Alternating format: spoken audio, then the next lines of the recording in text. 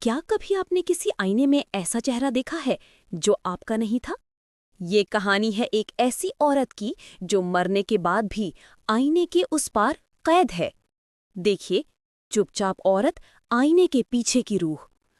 اگر آپ کو یہ کہانی پسند آئے تو لائک کریں، شیئر کریں، تبصرہ ضرور کریں اور راز گھر کو سبسکرائب کرنا مت بھولیے، کیونکہ یہاں ہر کہانی کے پیچھے چھپا ہے ایک خوفناک راز۔ رات کا دوسرا پہر تھا۔ باہر ہلکی بوندا باندی ہو رہی تھی۔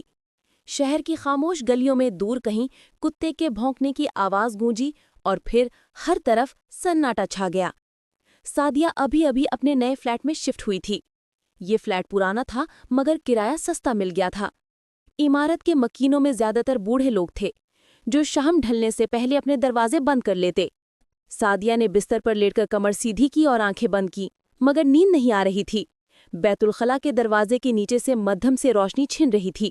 اس نے سوچا شاید بلب جلتا رہ گیا ہے۔ وہ اٹھی، دروازہ کھولا، روشنی بند کی اور واپس آئی، مگر جیسے ہی لیٹی اسے لگا جیسے کسی نے آہستہ سے اس کا نام پکارا۔ سعدیہ! وہ چونک گئی۔ اس نے کمرے کے چاروں طرف دیکھا، کوئی نہیں تھا۔ آواز اتنی دھیمی تھی کہ وہ خود کو وہم میں سمجھ بیٹھی۔ شاید نیند آ رہی ہے، اس نے سوچا، مگر اگلی رات بھی وہی ہوا۔ اس بار آواز صاف تھی، سعدیہ، تم دیکھ رہی ہو؟ اب کے بار اس کی سانس رک گئی۔ وہ بستر سے اٹھی، لائٹ جلائی مگر کچھ نہ دیکھا۔ پھر اچانک اس کی نظر باتھ روم کے آئینے پر پڑی۔ روشنی مدھم تھی مگر آئینے کے اندر جیسے دھند سی بنی ہوئی تھی۔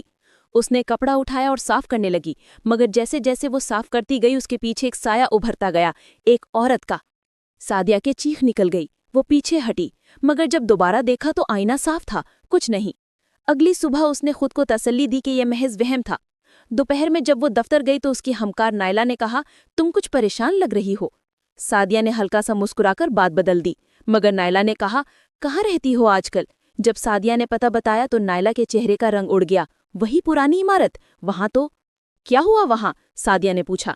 نائلہ نے آستہ سے کہا، پچھلے سال ایک عورت نے وہاں خودکشی کی تھی۔ کہنے والے کہتے ہیں وہ باتھ روم کے آئینے کے سامنے مر گئی تھی۔ سعدیہ کے ہاتھ سے چائے کا کپ چھوٹ گیا۔ کیا؟ ہاں، اور اس کے بعد وہاں کوئی زیادہ دیر نہیں ٹھہرتا۔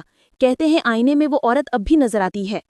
سعدیہ نے اس بات کو نظر انداز کرنے کی کوشش کی، مگر رات کو جب وہ دوبارہ اپنے فلیٹ میں اکیلی تھی تو دل میں ایک خوف سا اتر گیا۔ اس نے آئینے پر تولیہ ڈال دیا۔ آدھی رات کو کمرے میں سرد ہوا کا جھونکا آیا۔ اس نے کمبل اوڑھ لیا، مگر اچانک کچھ گرا۔ وہ اٹھی، دیکھا تولیہ فرش پر پڑا ہے۔ آئینے پر دھند بنی ہوئی ہے، جیسے کسی نے اس پر سانس لی ہو۔ اس دھند کے بیچ میں ایک ہاتھ ابھرا اور انگلیوں سے کچھ لکھا، میں ابھی بھی یہاں ہوں۔ سعدیہ کی سانس رک گئی۔ اس نے دروازہ کھولنے کی کوشش کی مگر وہ بند تھا۔ آئینے میں عورت کا چہرہ ابھر آیا، بال کھلے، آنکھیں خالی، چہرے پر کوئی جذبہ نہیں۔ وہ دھیرے سے بولی، تم میری جگہ رہ رہی ہو۔ کون ہو تم؟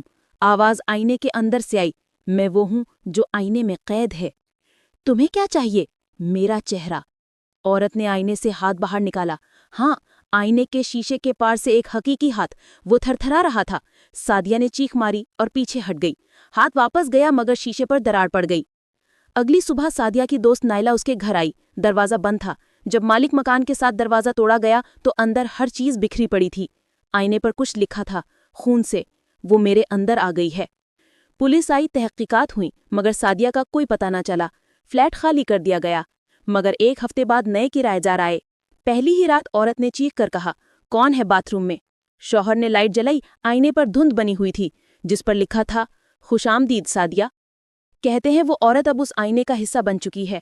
جو بھی وہاں آتا ہے آئینے میں پہلے تو اپنا رقص دیکھتا ہے، پھر اس کے پیچھے ایک خاموش عورت۔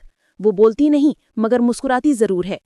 عمارت کے پرانے چوکیدار کا کہنا ہے کہ جب بھی کوئی نیا کرایہ دار آتا ہے آئینے پر ہلکی دراڑ پھر سے ظاہر ہو جاتی ہے، جیسے کوئی قید روح دروازہ کھولنے کی کوشش کر رہی ہو۔ رات کے وقت جب بارش ہو رہی ہوتی ہے، فلیٹ نمبر 7 کے باتھ روم سے کبھی کبھی پانی کے بہنے کی آواز آتی ہے، حالانکہ وہاں کوئی نہیں۔ کچھ لوگوں کا کہنا ہے کہ انہوں نے عورت کی آواز سنی، میں ابھی بھی یہاں ہوں، دیکھ رہی ہوں تمہیں۔ دوستوں، اگر آپ کو یہ کہانی پسند آئی ہو تو لائک کریں۔